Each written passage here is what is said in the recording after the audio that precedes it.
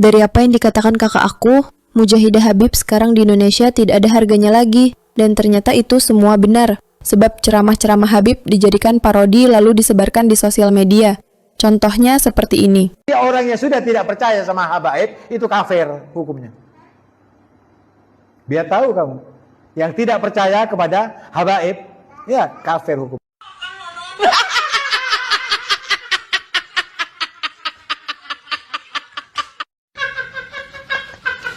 Penyebut ya Umar Mahbor, ya Umar Mahbor, ya Umar Mahbor. Karena lagi-lagi kadang-kadang suka ada yang panas sedikit kupingnya. Kok manggilnya nama orang sih, bukan nama Allah? Minta ke Umar Mahbor, kenapa nggak minta sama Allah Subhanahu Wa Taala langsung? Sebenarnya kalau kita belajar bahasa, hal-hal seperti ini hal-hal yang badihi dalam ilmu balaghah yang dinamakan dengan al-isnad aqli, isnadul fi'li ila ghairi ma huwa lahu.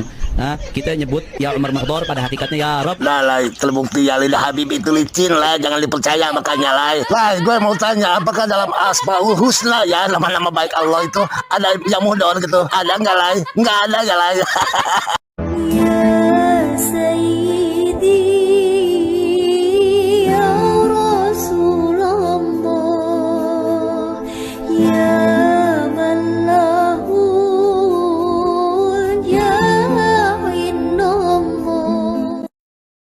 Apa yang menyebabkan para Habib kehilangan harga diri? Ternyata video ini menyampaikan dengan tegas bahwa para Habib itu ras yang sangat berbahaya, dikarenakan mereka keturunan Yahudi Askenazi. Apakah kalian setuju dengan narasi di video ini? Dan Allah memerintahkan Jibril untuk membelenggu Dajjal di suatu pulau yang disebut-sebut sebagai Pulau Sokotra yang berada di Laut Yaman. Dan Dajjal telah memilih kaum yang terpilih yang hari ini disebut sebagai kaum Yahudi Kabbalah atau Askenazim. Kaum Askenazi ini adalah kaum dari suku Khazar yang berasal dari Kaukasia dan mereka memiliki DNA berhaplogrup G. Mengapa Dajjal memilih para kaum Askenazi? Karena kaum Askenazi adalah kaum yang gemar berdusta.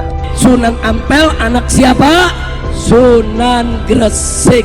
Apakah di Indonesia ada kaum Askenazi? Jawabannya adalah di Indonesia banyak sekali kaum Askenazi yang ada di Indonesia. Mereka dikenal dengan sebutan Habib. Habib-Habib ini adalah keturunan dari suku Khazar Kaukasia dengan haplogrup G, yang artinya para Habib-Habib Yaman ini adalah keturunan dari Askenazi, dan mereka adalah kaum yang terpilih yang akan dijadikan tangan kanan Dajjal di akhir zaman. Rezek Bahar Lutfi Yahya turun Rasulullah bukan? Bukan. Sekarang sudah menjadi Habib Rezek, ganti jadi Sayyid. Lo nanti kalau Sayyid dihapus jadi apa? Jadi papaan sengor. Kalau dia tahu. Lalu apa tanda yang paling mencolok dari para Habib Yaman ini sebagai pengikut Dajjal? Yaitu yang paling ketara, tanda-tanda mereka adalah pengikut tangan kanan Dajjal adalah mereka gemar sekali berdusta. Karena Dajjal adalah fitnah terbesar di akhir zaman, maka pengikutnya tangan kanannya adalah orang-orang yang gemar berdusta. Nah, bagi yang tidak punya halangan, saya turut mengundang untuk acara tanggal 29 Haul Tuan Guru Syekh di Cilongo. Kalau udah acara haul di Cilongo, itu pasti Syekh Abdul Qadir Jailani hadir, pasti Nabi Khidir hadir, pasti Nabi Ilyas hadir. Semua yang diucapkan oleh mulut dari Habib Yaman adalah kata-kata dusta dan kata-kata untuk pembodohan. Ya ceramahnya, pokoknya kalau ikut Habib saya ikut surga kan itu. Ya. Si Habib itu ketika mati muka nakir aja nggak berani tanya. Habib si Fulan itu pernah mi'raj 70 kali katanya mi'raj. Sholatmu seberapapun banyaknya setiap hari, tapi kalau tidak mendoakan Habib, maka itu tidak akan diterima. Saya tidak perlu menjadi seorang ahli agama untuk mengatakan ini omong kosong.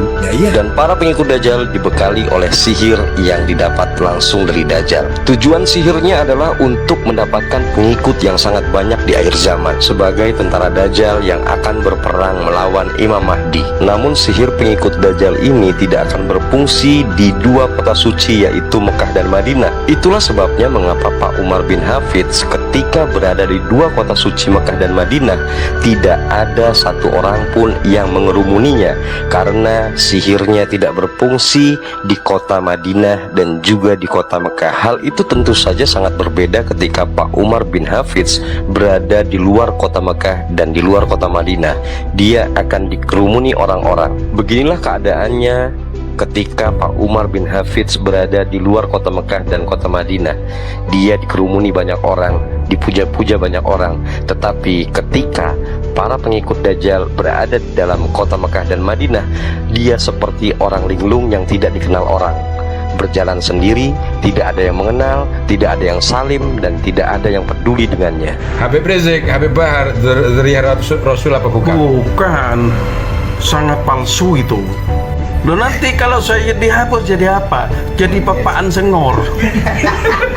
Itulah sebab kenapa para habaib tidak dihargai, karena bukan saja dicurigai sebagai Yahudi Askenazi, tapi sifat dan watak mereka juga penuh kontradiksi, dusta, dan berbohong atas nama agama. Jika kalian setuju dengan narasi di video ini, berikan komentar dan like kalian sebagai bukti kalian sudah meninggalkan para keturunan nabi palsu yang masih berkeliaran di Indonesia.